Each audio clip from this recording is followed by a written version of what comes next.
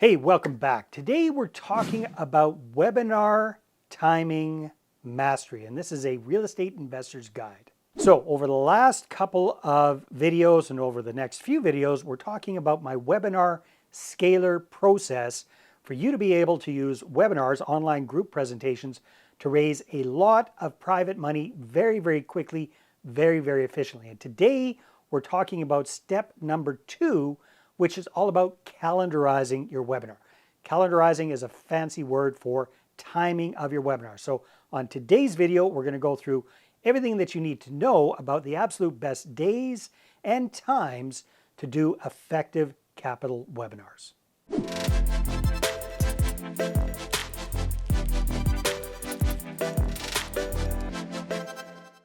All right, so step number 2 of my 6-step webinar scaler system. Step number 1 we talked about in the last video was select the right topic. Step 2, which we're talking about right now, is calendarize, which is all about the timing. The first thing we need to keep in mind is to give yourself plenty of time. All right, give yourself a runway between when you're thinking about doing a webinar and when it actually happens. So I'm going to recommend that, if you haven't done a webinar before, give yourself a couple of weeks, plan it out a couple of weeks ahead of time, and then that way you can be fully prepared. So if it's your first one, plan it out for a few weeks ahead. If you get that one up and going, then you can start scheduling them out on a very, very regular basis.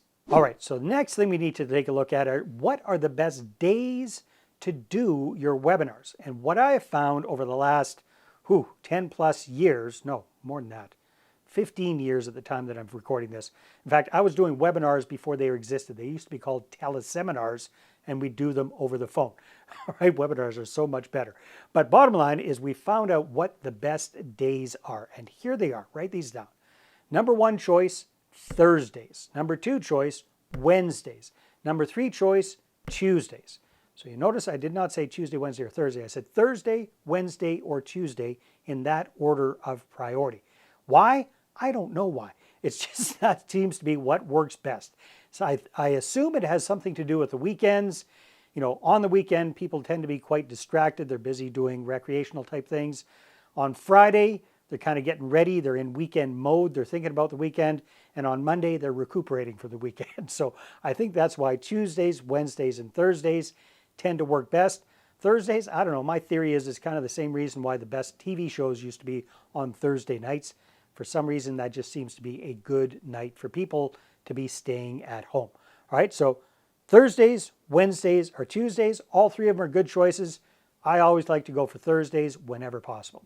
Okay, so the next question is, what time of day should you hold your webinar? And this depends a little bit, but big broad strokes after working with hundreds and hundreds of clients, helping them do webinars over the years for raising capital, we find that most of your prospective investors are probably professionals who are still working at jobs. So it's usually better to do these kind of presentations in the evenings. So if most of your connections and most of your prospective investors are in the same time zone that you're in, then I would recommend 7:30 p.m. your local time zone. However, if most of your investors, or if your investors are spread out all over the country, then we have to kind of pick the time that works best or is least inconvenient for the largest number of people. And what we have found over the years is 6 p.m. Pacific, aka 9 p.m. Eastern, is kind of the best time that connects with everybody from West Coast to East Coast. So it's usually late enough that it's just after dinner, or people can eat a little bit early and attend this, and it's early enough that most people have not gone to bed by that time. But again, if most of your contacts are in your local area, 7:30 p.m. is kind of the ideal time to do it. It's after dinner, it's not too late, and that way they can jump on for a quick 30 to 40 minute presentation and not feel like they spent a lot of time on it. So those are the best days and the best times. So next question is, what are the best platforms and the best ways to schedule these kind of presentations? So I'm going to give you my shortcut. I've used all sorts of different kinds of webinar platforms. And since the pandemic, the number 1 platform I always recommend is good old Zoom. Everybody's been on a Zoom call. Zoom is something that most people are familiar with. It's not a huge learning curve. They don't need to download stuff. So just use Zoom. However, I'm going to make one recommendation. Most people are set up with a free Zoom account, and that's great for most things, for most one-on-one type conversations.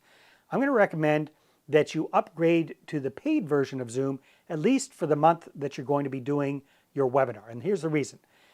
If you're just using the free version of Zoom, it's going to automatically shut off after 40 minutes. Now, chances are your webinar is going to be right around 35 to 40 minutes, but the last thing you want to see happen is you're in the middle of a really good interaction or Q&A with people. You've got great feedback from folks, and then bam, your webinar gets cut off.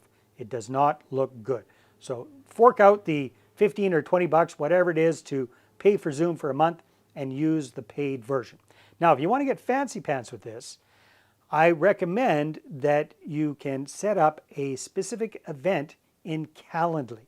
And then that way you can have people register for your webinar on Zoom and give you a little bit of their information, and you're going to know exactly who's showing up. That's kind of a next level thing. You don't have to do that, but if you want to get fancy with it, if you set it up as a calendar event, you can have Calendly set up and hooked up with your Zoom. All of that can be tied in together, and then Calendly can automatically remind people, notify people, all that kind of good stuff. So those are the two systems and softwares that I highly recommend. And last but not least, we want to take a look at creating a systematic approach to doing webinars on a regular basis, because many people make the mistake of doing one-off webinars, and instead of maximizing the effect of doing webinars on a very, very regular basis, they are inconsistent about it. But if you just plunk it in and you know that every 3 months or every 4 months you're going to be doing a webinar, then you're going to maximize the results from your webinar. And here's the good news. You don't necessarily have to have a deal on the go to do a webinar. In fact, I recommend that you do webinars between deals, not just when you've got a deal that you're desperately looking to raise capital for. Use webinars as lead generation. Use webinars to get one-on-one meetings booked and get people engaged and get them signed off on expressions of interest. And then that way you build up your pool of investor prospects, and when you've got a deal, then you just go to that group of people and say, hey, here's what I've got, all right? So sorry, I'm taking a little bit of a tangent there, but again, the idea is do these webinars on a regular basis. I recommend every 3 or 4 months, put them in the calendar, get them scheduled, get them set up, have a couple of different webinar topics that you're going to be talking about, different one for each webinar, and then watch your results over the next year and thank me later. All right, stay tuned for our next video. We're going to go over step number 3 of the webinar scaler process. And step number 3 is all about advertising, getting the word out about your webinar, getting it filled up, and making sure that people actually show up for it. Now, if you want a quick shortcut to raising private capital and attracting joint venture partners, go ahead, grab my book, Money Partner Formula. You can click on the link in the description below or go to investorattractionbook.com and get your free instant download copy today. And if you like this whole scalar process, I've put together a special PDF infographic overview of the whole thing. You can go down in the description below and find out how to access it there. Stay tuned for our next video.